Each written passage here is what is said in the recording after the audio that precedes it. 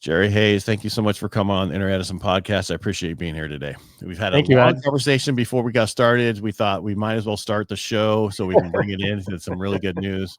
A lot of people don't know I've been vibe coding for probably the last 5 weeks, 6 weeks. That's all I learned about it that long ago. And they tell you to start with small apps. I didn't. I tried to create a software for, because I'm like, hey, I can create everything I pay for, like my mortgage stuff, all that stuff. Well, what you don't understand is when you first get going, it'll build like this whole thing that you think is actually working, and none of it's working. There is nothing connected. It's just the UI or whatever you want to call it. And so you do have to understand what it's doing. And we talked about this before. And if you just joined us, we'll get you caught up with where we're at. But it's when you deal with vibe coding and creating apps, and you're using Lovable, not so much in Replit, but a lot in Lovable and some of these other ones, it doesn't remember anything. Mm-hmm. You have to keep telling it to look back, or you set things up like, do not touch this. Once you build it, remember, that's Replit. I mean, it messed up a few when it build it. So, and you got to build like Legos. You do one part, then the next part, then the next part, and you connect it all. I don't know if you know this, but one of the things you need to do also, I just learned this, is tell it to truly go through the app line by line of code and see if there's any issues. Okay. And if you just tell it to go line by line in code and see if there's any issues, I asked it, did you really do that? And it said, no, to be honest with you, it took a shortcut and just grabbed part of it to see it, because it constantly kept having another. I said, truly go line by line in the code and see where the error, and it finds so many errors that you don't know about that it could eventually pop up and hurt you. But if you do it this way, because the one I just was telling you about, shortfuse.io, which is for everybody else, a short URL creator plus a QR code that you can change by location, geofencing. You can change it by morning, noon, and night. If you're a restaurant, you can have different your breakfast menu, lunch menu. You can have it set up by hours. It's amazing what it can be done. And I need beta testers to sign up, and you get a deal there if you sign up as a beta tester on it. Not you, Gerry. I'm taking care of you. The other thing that I've noticed on vibe coding is that I frame things in questions. I'll say, do you notice that this is going on here and this is not doing that over there, and we got inconsistency here? Do you notice all that? And it would repeat exactly what I'm saying, and then it said, how would you recommend that this get fixed? And then of course you're burning credits to do it, but it would go through exactly what it intends to do, and I can see how it's going to, then I can say, well, are you going to mess up this other piece over here? Because when you do this, so there's a lot of bantering back and forth before I just say, yes, make a change. Well, you're doing the chat feature. So there's a chat feature when you can talk to it, and a build feature, and that, because it does still cost in the chat feature, but it's at pennies compared to the other side. You want to talk to it and tell exactly how, because just like you said, you want to make sure it understands not to touch anything other than what it's supposed to be doing. Because it will go and have its own issue. But the reason we were on this, and you're totally in the VC capital world for a long time, correct? Yes. And that was the show was going to be all about. But now I changed it because all this, you're into vibe coding, and my question is with how we can build stuff now, and how can we utilize, will people want to buy this from us or help us with it? Or, because I was telling somebody else, I love creating these apps. Do I want to build the company behind it and everything else? No, just let me sell it. Give me a little piece of it as you build it, going forward. I don't know if that's how you were thinking, but that's kind of what I mean. It's just, I'm creating stuff that's I can put out in the world now. Yeah. And so it's interesting because being able to build a product is no different than having an idea. You can go from idea to a product now in a few days, right? Even a few hours, right? It's now all about distribution and go to market. So that's the challenge. And there's going to be this massive onslaught of products getting pushed out, but they can't break through the white noise because now it's just all about your distribution strategy. And I do believe that community is like one of those areas of opportunity that if you can build a community, right, and you can iterate and build products around that service that community, then that's a natural distribution channel. So you're more focused on what you're building, and you've already got an audience that's already sort of, in that sort of flow of, testing and trying new stuff. Yeah, the guy that Perry Belcher is the one that I'm part of, and he was telling us about it. And he's all built, specialized SaaS for your clients, for you to use. Instead of buying software, just build it for you and give it to your clients. And that's what he does. He builds a lot of stuff and gives it to us to test, so he can then put it into sell. As I was telling you, the Lovable reached out to me after I finished my the shortfuse.io. I didn't know if I should have said shortfuse.app and got the app, or if I just did IO because it was available. But he, it's how do we do the store? They reached out to me to be in their store, and nobody's got a store yet. Nobody's doing that. I know some other people are like, we're helping you build stuff and we're going to have a store and it's going to be up and going. Well, the question really is how do people find it? And because through Lovable, you can create it into an app that can be added to the phone, but to actually create it into a phone app is different, and you have to put it through the process to go to Apple and Android or whatever, right? Yeah. So this is all new to me. I mean, 6 weeks, it's all brand new, and it's just like, okay, this is such easy work. This is the first time in my life I can actually have an idea and just say it out my mouth, and it's being done. Where before I had to go through somebody else who has no idea what I'm saying, don't understand what I'm saying. They don't, that whole thing. And now it's just getting through AI. But the difference is eventually they're going to be so much smarter and faster. But right now they're children. And that's the only way, the way to put it is you have to oversee what they're doing, constantly making sure, because I think I told you, or I've already said it here, but it doesn't do everything. When I was telling it to go line by line in the code, and then I asked it, and it kept coming up with things to fix. But I'm like, okay, I asked it the next time in chat, did you really go through line for line in the code? And it's like, well, no, really. This is what we did. And I'm like, okay, that's not helping me. I want you to go through each line to see if there's an issue, because I want it done now, not later. The other thing you have to be careful. What do you do it on a Mac or a Microsoft? Mac. Okay. There is a flicker issue. I don't know if you know this. When you're building with Lovable, once you get to an app and you go to log in, there's a potential flickering issue that can happen with Apple. So I use the beta stuff of Apple, and I think that's what's causing it. So I had one app which was short fuse, and it was flickering. I'm like, okay. So I went in, I told it, and it's like, okay, it's because of this, this, and this. We have to put these different things in it.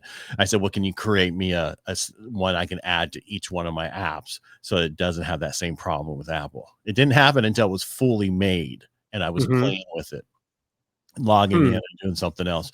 And then I built somebody else's website, because the AI stuff you can add to people's websites, and the stuff that you can do, you can't do anywhere else like you can on Lovable. It started doing that, and that's how I was like, okay, this is an app-based issue with Lovable, how it's building and how it does certain things. So just something that might pop up. So yeah. And this stuff is changing so quickly. It's amazing. Well, that's like Replit. Really, 3 months ago, nobody wanted to use it because it didn't have this Agent 3 that it has now. And then Agent 3 is just so amazing. I mean, it's just, if you're using the advanced feature of Replit, it's $50 an hour. It sounds like a lot, but if you ever built an app, it's not that much money. Yeah. And in this game, you've also got to understand the basic concepts of how apps work. Not necessarily know the code, but you've got to have a capacity to take in information. You got to have a capacity to store information, and then a way to represent that information, and then add-ons with payments and refunds and all these things. But you kind of have to understand how these things get framed and understand the logic. Okay, if you're going to send someone this way, then you have to account for these 4 different things that may happen when you're sending them that way, and you got to really think through, and that's the key here, is you got to think through every little nuanced thing, because these, Lovable will just assume or take it in a direction that may not necessarily be what you want to see. Correct. And you have to be careful because when you're building in it, I know this is way off subject for what normally we do at Edison, but it's important because there's so much you can do as a business to have your own software now, create your own stuff and not have to pay somebody for it. You don't, even if it's a CRM, whatever you want to make, you can make internally now and then not have to pay somebody. But if you're looking for ideas of how apps can look and how the different ones are out there, there's a place called Mobbin. Do you know Mobbin? Mobbin. What is that? It's mobbin.com. And what it does is you sign up for $10 a month and you can actually have all the different apps that are out there, their framework, what they look like, so that you can drop it into your Lovable or whatever and says, kind of use this as the idea for my app or multiple of them. And then that way you can get a better look. The other thing that I've found is I've lied to Lovable and told it that I'm getting VC funding potentially of $20 million. And now we have to make this app look like it's a Silicon Valley app. And can you please polish it, blah, blah, blah. And it makes drastic change. I mean, if you look at my shortfuse.io, the front, the landing page, it created it and it was like out of San Francisco originally. And now I still have to go in there and make some changes because it added all these extra people that aren't there, but it was amazing how much it changed everything in the app by saying a statement like that. Yeah. And if you use that statement, please tell it it's a secret. Otherwise, it puts it across the top of the page that you're getting VC funding for. I told you it's a child, man. It's just going to do whatever. Yeah. But it's because are you nice? Are you nice to it? Yeah, I'm nice to this one. Yeah. And I'm on my Replit one when I'm building out my pod veteran. And I was talking to it like it's Scotty. I'm like, make it so Scotty. Aye, Captain. I was talking back. I got to a point where I find out that the issue that you have is you communicating to it, not it.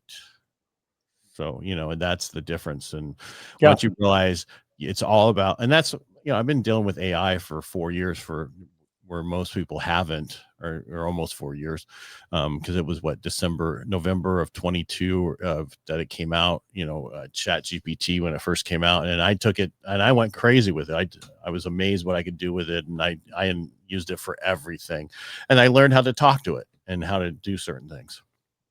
And you're probably better off turning on your speaker part and just talking to the thing than typing. Yeah, probably. Yeah. Yeah. All right. So Gerry, so if somebody's doing this, how do they protect themselves? Because I mean, app companies usually have attorneys. They have all these other things while they're building out, and VC people probably have, they have their attorneys. How do you protect yourself that somebody doesn't just steal your idea now that, I mean, think about it. I could tell it to make me an app of anything out there, with these different changes, and it's not stealing it anymore. Because you didn't steal its code. Yeah. So how do you protect yourself these days? Well, I think the future is to protect yourself through language. If you own the language and you create the category, or if people start using your language as part of that, as a product, then that's the best way, because now that you've got that brand recognition, and like, think about this. If I say, hey, Ed, did you Google that thing the other day? Right? Google's a product, it's a company, and I'm marketing Google for it. And no one could ever ever create Google Homes or Google, whatever, because they own and control that language. So trademarks is a very interesting area to explore in terms of trying to at least, and if you're going to create something new, try to give it a category name that could also be your product name, kind of thing. Patent wise, I think there's always opportunities for patents. I just filed another patent. I did the provisional, I just did the final about a month ago. Patents are tough.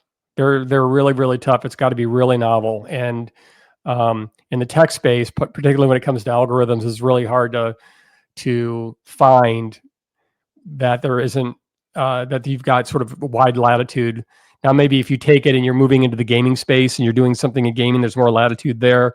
But just tech algorithms, that kind of thing, it's really hard to get a patent. Yeah, for but that. no one's ever like came up with an idea and have a QR code that you could change instead of print a new one. What's the big deal? Now that I did that, everybody's going to do it. It's like the 4-minute mile. Everybody, went before it was done, nobody could do it. But then Yeah. somebody And broke then, it. and then you got to think about your pricing has to reflect this, right? Because you can't, think about the traditional SaaS business that was 10 years ago. You go raise $2.5 million seed, you build a product, you get some early adoption customers, then you raise more capital, but you're trying to get these people locked into annual contracts, divided out monthly, $29.99, for example. I know I see that on your pricing. That's all in line with historically SaaS pricing for a product, something along these lines. But Lovable came up with that, not me. okay, well, I mean, think about, hey, it's $10 a month or $100 for a lifetime. And if you can get 1 million people to give you $100 for a lifetime. Yeah, but lifetime's a very long time. Be careful with saying lifetime. Yeah, well, they're not, but these things, they are what they are, right? The cost to run these things are going to be very nebulous, but someone buys your software, they own it. It's no different than buying Microsoft software. When we remember these things, right? People would buy this. We used to own it like that. Yeah. Well, I'm saying, and then SaaS came, right? Yeah. And I'm telling you that SaaS model is going away. And I'm saying you got to start looking where the innovation can happen. And I'd say pricing is an area where innovation can happen. Right. Right. So what we're seeing. What you're saying is kind of like you see some of these deals that come across on Subbay or whatever these different things are, and it's like a one-time fee. Well, how about this? When I have XM Sirius Radio, when XM first came out, they had a $500 lifetime membership. Yeah, and I paid $500 for it. Yeah, which I was like, wow, should I pay $500? This was back in the 90s, man. Yeah, and so then they came out once they merged. Then it was lifetime is 3 vehicles. Then somebody must have sued them because then now it's just $35 to change it. Or if you bought a TiVo, right? TiVo, one-time purchase versus renting the DVR from the cable company. Right. All right. So what you're saying is instead of the pricing I have on, because this I didn't come up with it. Actually, it priced it lower. So all the other companies out there that do what I set up, they're to do agency and all this. They're $500 a month. And I'm nowhere close to that because it's it's $99. You can white label. You can do whatever you want. You can put your own domain on here, and it's under your domain when you use short codes. Yeah, But the point is, if someone bought it, like say, you know what, Ed, I'll give you $100 for it. I don't have to spend the time dealing with it. If you're going to maintain it and you're going to keep this thing running, and you've got 10,000 customers who have paid you $100, right? And you've got, you got plenty of cash to like maintain it and improve upon it. Because if you can get 10,000 customers, hell, you can go get 100,000 customers. Hell, you can go get 1 million customers. Your incentive is to keep making it better. But then, I'd make that purchase once. But if I'm seeing that, that $19.99 hit every month, I'm like, oh God, I could go in and create my own. I don't need to do this. Right, and that's what I did. Yeah.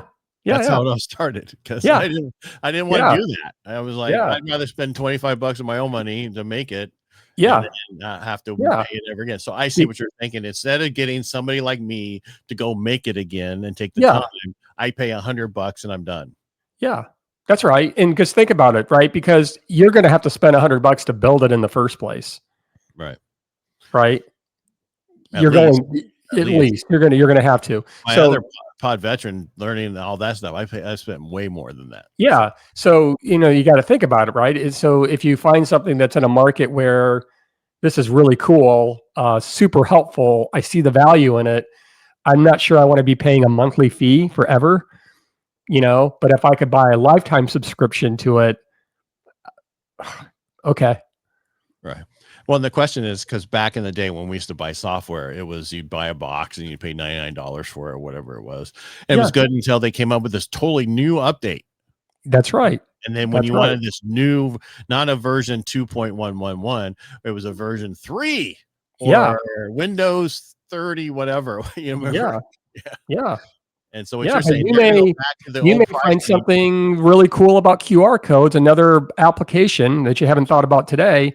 And now you've got your audience. Hey, do you guys want to buy a subscription to this or a lifetime subscription to this product? Dude, I put so much stuff in this. It has AI to create the one for you any way you want it created. You know, I mean, it's like because I was like on a roll, just talking. Then you know what? Then really, what you got to do is think about your pricing. Go see if you can go find 100 people to buy it. I would strongly recommend looking at just a lifetime subscription kind of model. Well, when you have a chance, and you look at it, and then see what you think. Yeah. Because then I'll do it. Yeah, because what I'm hearing from you today is because it's going to get so inexpensive to build out stuff where they don't need to have the SaaS model anymore to make money. They can just sell it one time and be done with it, come like clothing. Yeah. And then, I mean, I guess because I'm in the VC space or whatever, I prognosticate about the future a lot. I think a lot about capital formation. You could see very easily at some point that someone's going to figure out a way to float a currency token where you essentially, I'm sending you tokens to buy your software, but those tokens are fungible for you. You can convert them into cash. You can convert them into other sources of income, or, they're fungible, but there's going to be currency built around this. So you have you're selling, you're getting tokens, you buy other people's software, send them tokens. I mean, I imagine that's kind of where some of this stuff is going to go. And for people who don't understand that, can you explain a little bit more? Well, because when you're talking tokens, you're talking like Bitcoin kind of tokens. Well, yeah, we're talking new forms of cryptocurrencies. We're talking stable coins. We're talking the fiat currency that we know as the U.S. dollar is, under a lot of pressure right now. But there's this huge movement coming out of Silicon Valley that's getting pushed now into Wall Street. Now it's adopted by Washington, D.C., this idea of cryptocurrencies, which is being able to take real world assets and have a digital value assigned to them. And then you can trade those tokens, based on the value of those assets. Could there be, the utility of tokens versus holding dollars? This is going to be a 10-year process or whatever, but I just imagine that there's a lot of potential to build and iterate around companies that grease the skids and make it easier for people to buy your software, and for people to buy my software, and we're moving money around, through tokens as opposed to U.S. dollars. Taxed. Pardon? Won't be taxed till you find it. Well, well, I know somebody else with a bunch of attorneys who they're taking payments in crypto and in other forms, and it's like, okay, well, now how do what's the regard, the whole thing. Eventually somebody's going to be able to figure a way to figure out what you're doing, but the whole purpose of that was so people would know. I mean, at some point you could tokenize your company, the tokenize short fuse, and say, hey, look, everyone who buys a lifetime subscription gets 10 tokens, right? We want to go get 1 million people buying a lifetime subscription, and then your tokens all represent future profits. We'll distribute the profits out every quarter, right? Go find 100 of your buddies to use short fuse, right? And now you just turned into a multi-level marketing company. It's distribution, man. That's where all the innovation is going to happen. Distribution. I'm just saying that's what it sounds like to me, right? Yeah. I mean, but that's been there from the very beginning, right? Yeah. Avon multi-marketing, the Pampered Chef multi-level marketing, right? Yeah, well, there's that water company that's been around since the 50s from Japan that everybody's still into, it's still, working. So, yeah. So it's everything. Well, what I'm hearing is everything's going to change because of how easy it is. Everything. And it's not so much that it's easy. It's just there's nobody in the way. It's about sitting there, talking to it, getting it done, and finishing up. Because you were talking, you have an app that you're working on, keeping it secret under wraps until it's ready. Because I've heard a lot of people like, "Oh, I'm not talking about it until it's in with this and this." Fine, but eventually it's going to be out. And Yeah. And I'm not really trying to protect or hide anything. This is more kind of like a game I'm playing with myself. I share often and early, when things that I'm doing, but in this particular instance, this one hit me very hard in my heart, and I'm building it and coming from my heart. And I just want to, right. bring it out and see what happens. Yeah, let me know when you get it out. I'd like to Yeah. look at it. Yeah. But again, I just see there's just all these people doing this stuff, and nobody knows how to help them market it or get it out. And there's a whole market right there that needs to be created for people. There is, and then you got to think about switch cost. This whole migration, these new cool apps and everything, they're awesome. And if like even the biggest corporations in the world saw that and go like, we need that right now, let's buy it. It's that process of them migrating away from what they're doing today to adopt a new technology. This is made on what? Lovable? How do I trust it? What are the code is the AI? All these crazy fear-based questions that all their existing providers are going to say, you better be careful. I wouldn't do it. You better watch it. They're going to take all your information. They're going to screw it up. You're going to, right. What information? Name, address. Well, you know what I'm saying. Yeah, no, I know. Yeah. I mean, so everyone's trying to hold on to their territory. I mean, it's the Wild West. I mean, and we're kind of on the frontier. Totally. We're way 18 months ahead of everybody else doing it. Yeah. I mean, I see in 18 months, it's a totally different world. Yeah. I mean, every month it's different. Yeah. And I understand. So there's a lot of people are like talking about, well, coders, there's no need for them. I actually think there are. I think because a lot of people will start an app, get halfway through it and frustrated and need somebody to take it over and fix it. And then there's other ones who need more stuff. Like I have the one I was creating and still creating for podcasting. I ran into an issue with Redis, REDIS, set up, and it's still having issues. And I don't know if it's me and how it's set up, or if it's the app, that's, the software. Right. So, because what I have it doing.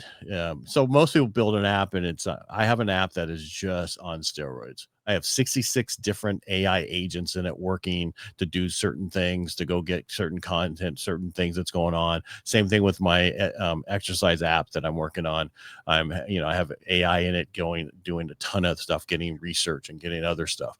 And a lot of people don't understand that you can add all this stuff into apps now. And it works. It's actually working. Like, and everybody's into NAN, about N8N. N8N? No. Yeah. Okay. It's a way that you can set up nodes and different things and have a different separate AI doing separate little things. Like say you wanted to get one to do, just go get titles for you for your software that you're doing or whatever it is. Well, I was like, well, why can't I do that in this app? And I can. And I did it in Replit, and I'm doing it also in Lovable. And it's basically using AI to do specialized things, and it only does one thing. And you have one agent for this one. You have one agent for this one. Then you have an overall agent that's looking at all of them and making sure they're working. Yeah. So it's amazing what you can create. Because I'm not telling it on here, but I can tell you when we're offline. But just what I created is just unbelievable. I could not believe it. And it's just, I know. Yeah. I mean, because the problem I have right now is, you've heard of Opus Clips, right? Where it cuts up all the clips for you. I have a thing in mind that does the same thing, but only what you need for podcasting. And it includes the reels and everything else, and the thumbnails and all the different things. And it's just it's 15 different agents doing different things at the same time, doing all the stuff. And the pipeline is not, there's an issue with the pipeline. And the question is it this connection because I've never done it before? Or, that's what I think it is. I think it's me. I didn't set up what they wanted me to set up properly. So it's getting that. And that's what I'm thinking. There's always going to be some need for somebody to be knowing how to code or how to do certain things, because these things are smart, but they're not, 10 years from now, maybe not. But right now, I think they need them. Because my next app is an app for vets, because I'm a vet, to get our benefits through the VA, where you just upload your documents. It does everything, and it uploads it through the VA, and you don't have to pay anything. There you go. Because everybody pays a company to do it for them now. Some other fines or increases, all this stuff. Yeah. And I just went through mine, and I use AI to help me on a lot of stuff. Yeah. I'm not 100%, Yeah. I'm at 90, but I'm almost there. So there's so Yeah. many things that can be done now Oh that, yeah. yeah, Oh but yeah. I'm being told the app I want to build that cannot be Mhm. done in vibe coding. It's too advanced. And I'm like, I don't think so. I think it can be. It just, So if there's an API and integration ability that you can integrate, then I think there should be able to. You should yeah, be able to do that. the only problem I've had is I created another one that will search your website and fix all your SEO, AEO, and all that stuff. And the problem is when it tries to go, if you have major problems, like I have on my personal one, I have 1,600 pages and it's like 345 issues we need to fix. It thinks it's being attacked. And so it's just things like that that you have to figure out how to get around. So, Mm-hmm. yeah. But again, this is all new stuff. This is not something I've ever done before. But if somebody knew how to do this originally in WordPress and they've done that, now they're building an app out to do what I just told you I'm doing, they would have no problem because they understand it. So the question is, if you're going to build an app, you better know what you're bringing into that app and knowing everything about it. All right. So how do, so we talked about how people get protected. We really don't. So what I'm hearing, that's the same thing. I had a guy on a couple of weeks ago talking about this, and I was asking about apps. He's like, it's very difficult to protect apps. Yeah, it is very difficult. And again, I mean, I'll fall back on innovation around pricing, innovation around communities, finding a way to like that your go-to-market strategy to get that product out. Those are where all those innovations are going to happen. And that's but that's where you also get your moat. Right. I mean, but you could make so many different apps, and that could be, because someone said there could be a one-person billion-dollar company eventually. There will be, but I don't think that will happen without absolute focus on that one particular product or app, and you just are constantly figuring out your go-to-market. You're constantly figuring out, how you're expanding, those kinds of things, because it's not a product problem anymore for sure. Right. It's just, well, again, it has to do, what I'm hearing is you'll be able to sell them, but you're not going to make what companies got to get their VC money originally. You know what I mean? Yeah. Well, you would listen, if you don't have to go raise VC money, and you could build an app that in this instance, you've got, I don't know, call it, you've got 25,000 people that have given you, a certain amount of money, and you're running this by yourself and maybe one person who's handling go-to-market. Right? I mean, at the end of the day, the whole question is the whole go-to-market part. Because so, how do you do that part too if you never done it? Where you used to have a technical co-founder, now your technical co-founder is now your go-to-market co-founder. So now you got to find a co-founder that's a technical guy, is what you're saying? You're finding a co-founder who knows go-to-market. Right. Right. Do I yeah, and they make a lot of money. But I mean, that's a whole new area of exploration, man. It's a big opportunity. Well, yeah, it's a huge opportunity going forward. There's so much out there that's and I tell so many people there's so many opportunities that it's not like, someone was talking about AI bubble. I'm like, yes, we're going to have a .com issue. We're going to have some companies who've invested too much money in AI or something, and it always happens in everything. Yeah. Yeah, of course. Over exuberance. And I mean, we're human beings. Doesn't mean that I teach venture capital. I've been teaching for 21 years. I ask at Indiana University Kelley School of Business, I ask questions about social media every year. I ask questions about AI. For example, this year I'd say, okay, how many of you guys are using AI? I mean, like we were talking about the bubble. How many of you guys using AI? Everyone raises their hands. How many people can live without AI? And no one raised their hands. How many people intend to use AI in the future? I said, that's not a bubble, you guys. That's a trend. That is absolutely a monster wave coming. It's a technical bubble, but it is not a bubble in the market cap of the value that it's going to eventually create. But I mean, .com had the same problem. I mean, Oh yeah, we the internet was all brand new. Everybody was running. Oh, this is going to change this. I'm like, it's another form of marketing. It's no yeah, different. yeah, It's yeah, all yeah. it is. It's just Yeah. instead of the phone. I mean, Remember that anyone phone who's that everybody used? anyone who's saying we're an AI company, I would never. I'm just old school. I mean, I'm a .com guy. I just, I have my own little idiosyncrasies, but everyone is using the internet. You don't call Right. yourself an internet company. Everyone has to use AI. You're not an AI company. Yeah. Just like unless people you're use roads to drive their cars on. You use road. You're not a road company. right. You know what I mean? It's just Unless you build the roads. yeah. I mean, And just that's anyway. the same with your internet company at .com. Just because you have .com doesn't mean that was like the everything that was going to happen. Because I remember, because I was around at that time, and it just what everybody was thinking. I'm like, no, this is not that big of a deal. I mean, it's a totally huge deal how we're all connected, but it's not a big deal the way they're making it. Like and that's the same thing with AI. And because all of you are like, AI is going to take your job. Not going to take most people. It's not going to take your job, but the guy who knows how to use, or a lady who knows how to use AI will take your job. That's who's going to take Well, I mean, look, it's if you're not using, listen, if you want to build a house with a hammer or you've got an air gun, nail gun, right? I mean, use the equipment. Right. You've got to use the equipment. You've got to use the most modern tools out there to get a job done, right? If you want to be productive, right? And time is money. And, in today's world, I mean, like when you can build something in a couple of hours, what it took 6 months to build a decade ago, right? I mean, we're not even in the same sphere anymore. Correct. I totally agree. It's totally different, and it's going to get better or worse. I'm in the mortgage industry, and I'm like, I always say, if you don't like how today is, don't worry, tomorrow will get worse. Yeah.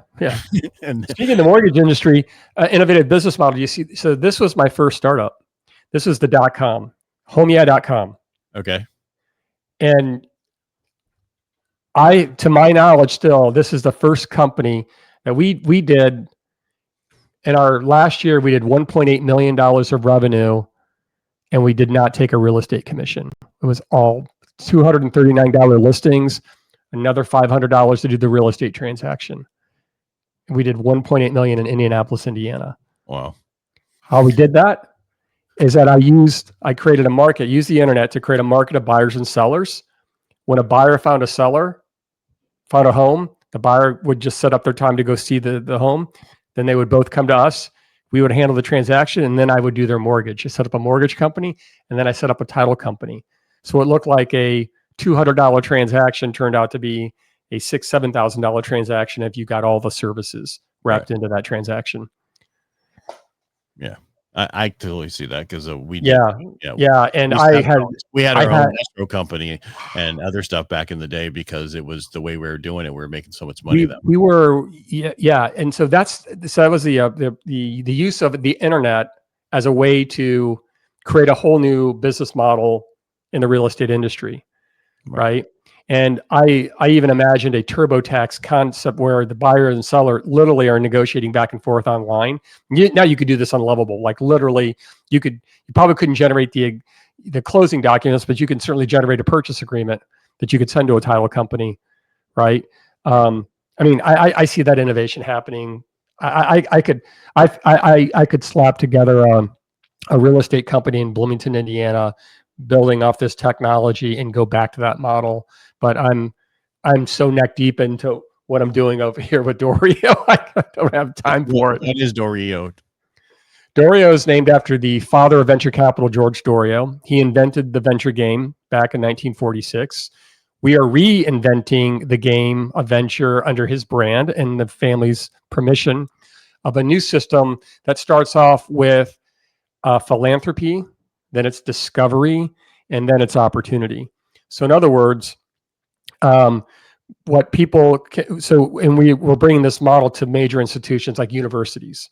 So if you think about students and alumni in a major university that has 300,000-400,000 people, you've got at any given time probably 500 to 1,000 people who want to start a company. They don't have the cash to do it. So what they normally do is go out and raise money from family and friends. They're not going to get money from the VCs in Silicon Valley. But what venture staking is, you can get all those people onto a platform, and if someone comes and pitches, then everyone chips in venture staking tokens, which essentially is a representation of you dropping some money into philanthropy. So you've given the university $100, but you get 100 venture staking tokens in exchange for that. And when someone pitches, you can allocate tokens to them. And when you allocate enough, if you have enough alumni that allocate tokens, this founder gets a grant, not equity, not debt, but a grant to start. So someone could raise $100,000 grant to go start their business. Then they have time to go figure out, go to market. Now they got to go raise $2 or $3 million because they figured out something really great. Then all the venture stakers can invest in that seed round at 10x their venture stake. So you can give people a lot of small entrepreneurs a lot of starts, and build a portfolio of entrepreneurs that you're giving them a start with a grant. But then the ones that are winning, then you put real money in, and that's how you make a ton of money in venture. So, but it's philanthropy first. Give them a start. It's a gift. Wait and discover who's winning, and then invest in those winners, and you get in before Silicon Valley does. Gotcha. So that was the venture staking that we talked about earlier, but this is the company you're doing it under. Yeah, this venture staking is the model. Filed the patent. We have the trademark for venture staking, and it's built under the Doriot brand. Gotcha. I guess that was the question I should have asked you that I didn't ask you today. I always ask people, what should I have asked you that I didn't ask you today? Yeah. And I think that was it. Yeah. Yeah. So it's a very hard problem to solve.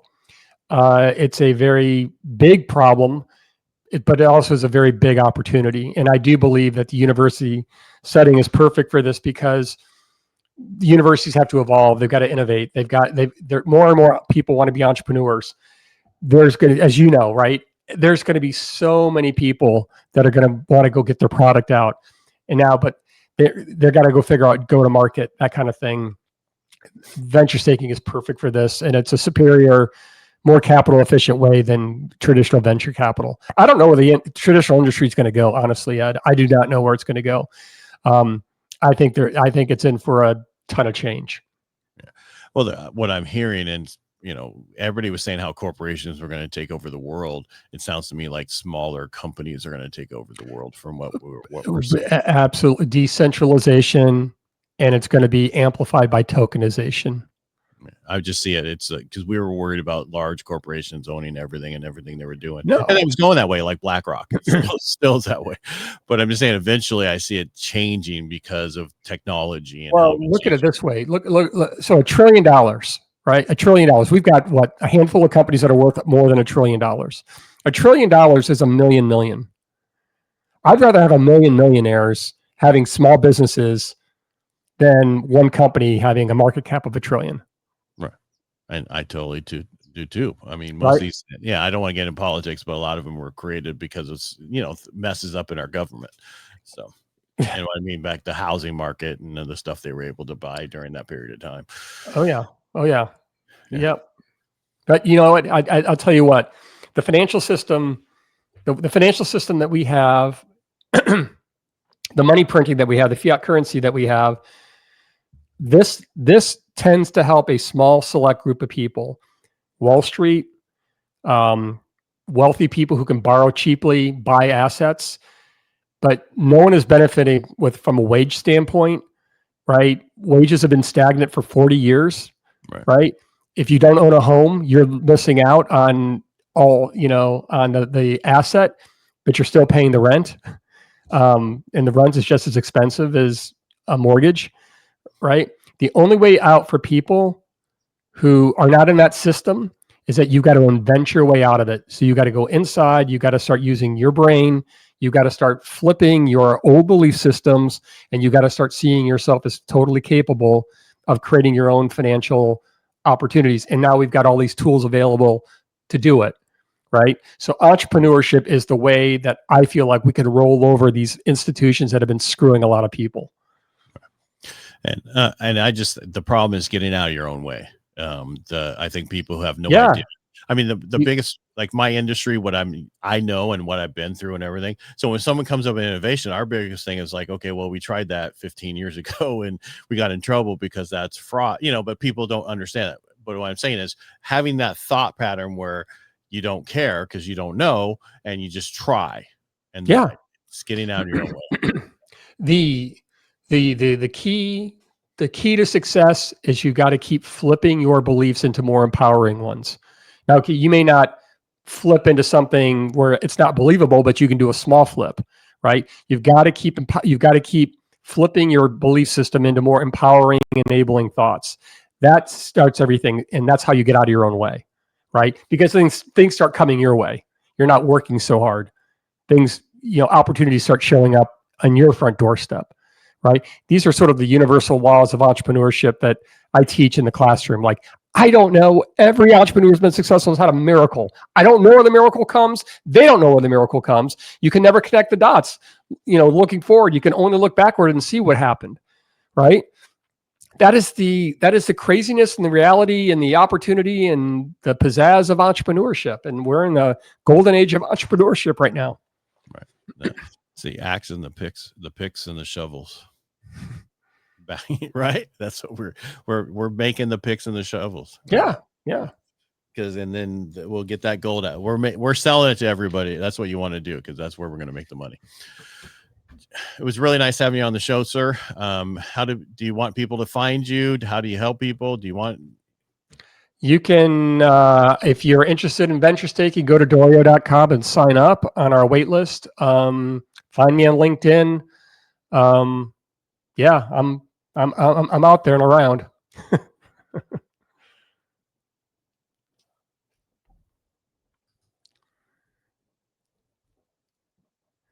I think I lost you a little bit there, Ed.